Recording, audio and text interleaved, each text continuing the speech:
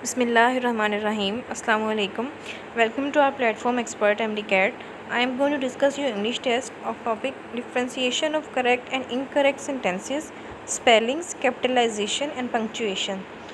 First MCQs is a tough guy was dash not letting me pass through the corridor. Tough guy का मतलब एक मज़बूत लड़का, ठीक है, was not letting me pass through the corridor, मुझे corridor में से गुजरने नहीं दे रहा था।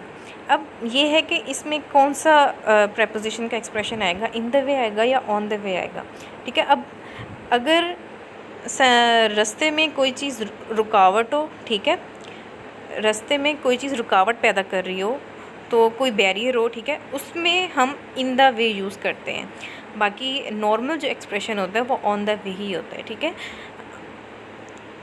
सो बीट अब जो टफ गाय था वो कॉरिडोर में एक रुकावट पैदा कर रहा था, इस वजह से in the way is correct option. Second MCQ, I found my hand bag dash my luggage, ठीक है। अब ये है कि लगेज पड़ा हुआ है, सामान पड़ा हुआ है, ठीक है, उसमें से बैग को ढूंढा गया, ठीक है। तो अब इसमें से अमंग आएगा, काफ़ी सारी चीज़ों में से कोई एक चीज़ चूज़ की गई है या उठाई गई है या फाउंड की गई है, तो उसमें अमंग प्रेपोजिशन यूज़ होगी, ठीक है। फ्रॉम में और अमंग में जो है ये एम्बिग्विटी हो सकती है, लेकिन अब इस तरह से इसको सेंटेंस को पढ़ना है कि लगेज, सामान में जो है वो एक छोटा हैंडबैग पड़ा है, ठीक है, वो उठाया गया, काफ़ी सारी चीज़ों में से किसी एक चीज़ को उठाया गया, तो इसलिए यहाँ पे अमंग आएगा। Third MCQs, after the dog ran he ate potato and dash a big soda.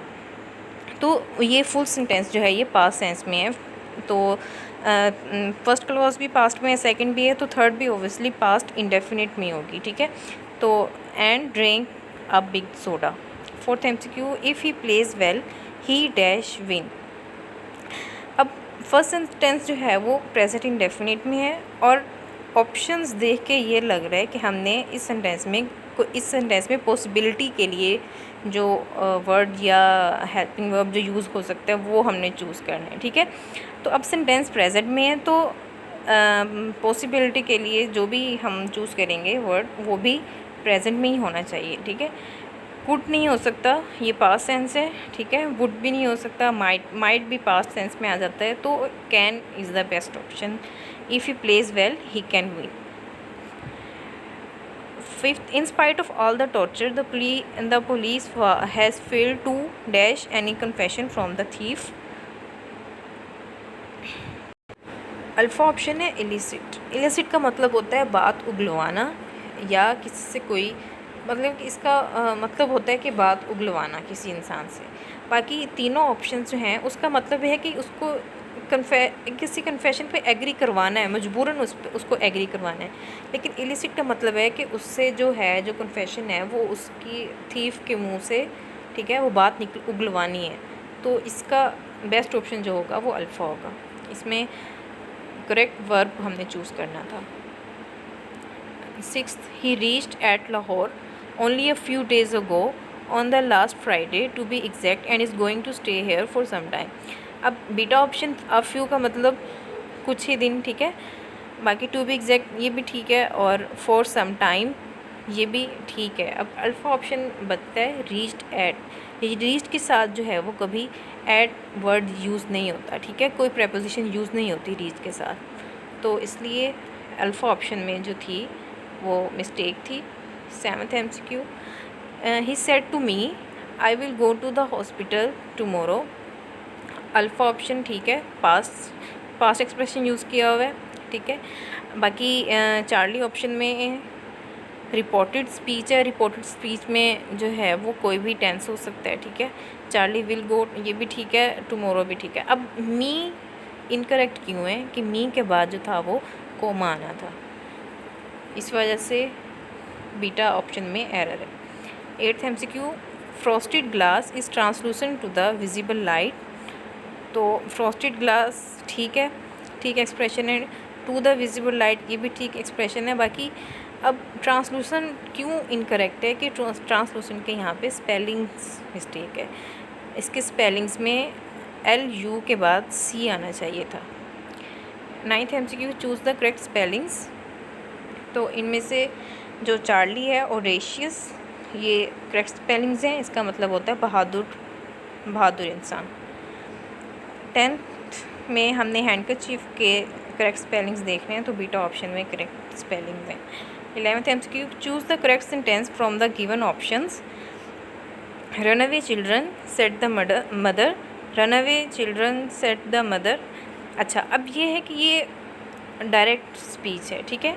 तो अब डायरेक्ट स्पीच का तो हमें पता चल गया कि हमें रन अवे चिल्ड्रन जो है वो इन्वर्टेड कॉमास में आएगा।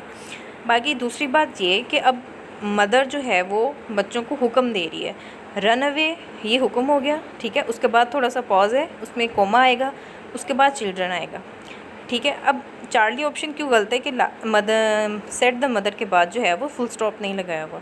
अब डेल्टा ऑप्शन बिल्कुल ठीक है कि इसमें पंक्चुएशन के सारे जो साइंस हैं वो फुलफ़िल हो रहे हैं। रन अवे ये हुक्म हो गया, ठीक है, ऑर्डर हो गया, उसके बाद कोमा, पॉज आ गया, उसके बाद चिल्ड्रन, फिर इन्वर्टेड कोमा क्लोज, उसके बाद फिर कोमा, सेट द मदर, ठीक है।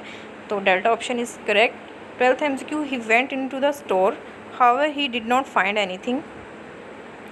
अब कुछ वर्ड्स ऐसे हैं जो अगर दो इंडिपेंडेंट क्लॉजेस के दरमियान आ जाएं तो उनके स्टार्ट में सेमीकोलन लगता है और उनके बाद जो है वो कोमा लगता है।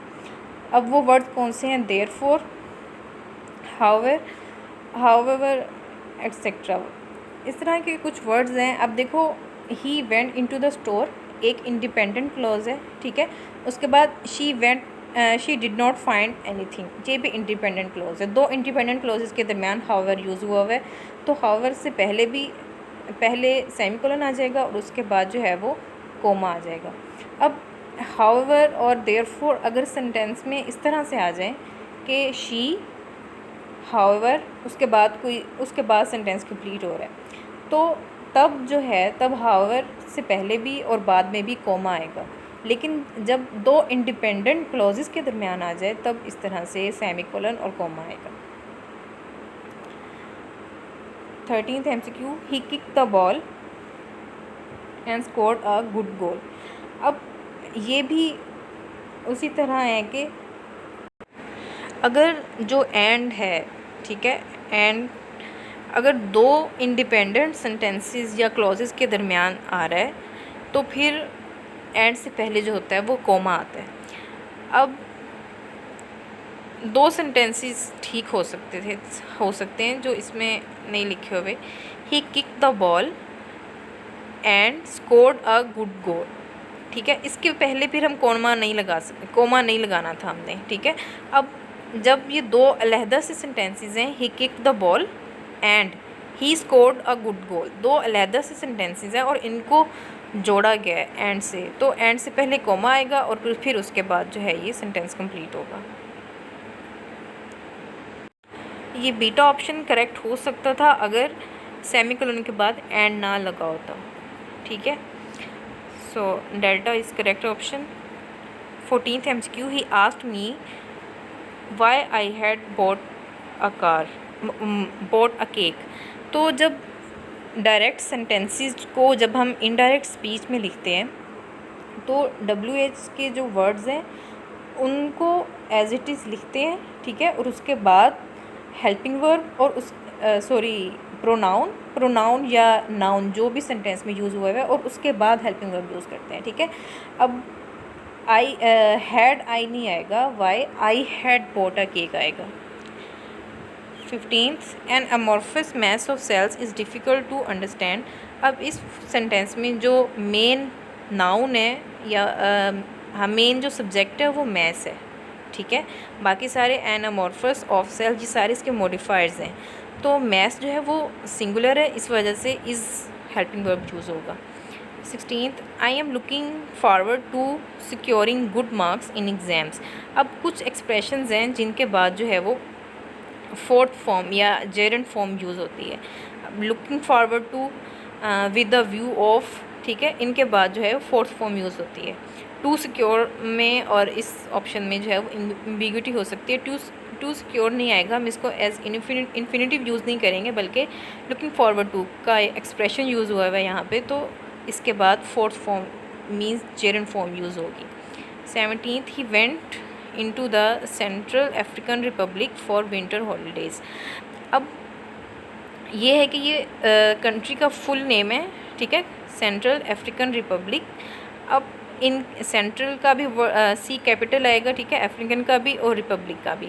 और इसके अलावा दी इस वजह से यूज़ हुआ है क्योंकि कुछ कंट्रीज़, कुछ स्टेट्स और कुछ आइसलैंड्स के साथ जो है वो हम दी आर्टिकल जो है वो हम यूज़ करते हैं, तो द सेंट्रल रिपब्लिक के साथ दी यूज़ होगा इस वजह से।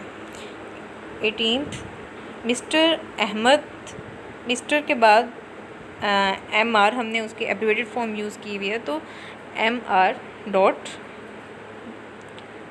Means full stop. Ahmed is highly paid PhD scholar in this college. PhD doctor of philosophy, ठीक है, फिलोसफी एक वर्ड है, ठीक है, उसका PH यूज़ होता है और उसमें P कैपिटल होता है और H जो है वो स्मॉल लेटर्स में होता है और उसके बाद डॉट और D capital. So Charlie option is correct. 19 synonym, ruminate का मतलब होता है बहुत डीपली सोचना, ठीक है, सो चार्ली थिंक डीपली। बाकी 3 ऑप्शन गलत हैं। Many of the houses in the मरी हैव बेसिक डैश। एमेनिटीज़ का मतलब होता है सहूलियात, तो इसका बीटा ऑप्शन ठीक है। एम्बेलिशमेंट का मतलब होता है सजावट, लेकिन वो बेसिक के साथ उसका ठीक एक्सप्रेशन नहीं बन रहा। अरे का मतलब होता है बनावट, ठीक है, अब बनावट या फिर स्ट्रक्चर या फिर इस तरह से इसका मायने हो सकता है। बाकी पोर्चेस का मतलब होता है कि मतलब पोर्च, ठीक है। बाकी बीटा ऑप्शन बच जाता है। एमेनिटीज़ का मतलब होता है सहूलियात। So this was the discussion of your test. Thank you, अल्लाह हाफिज़।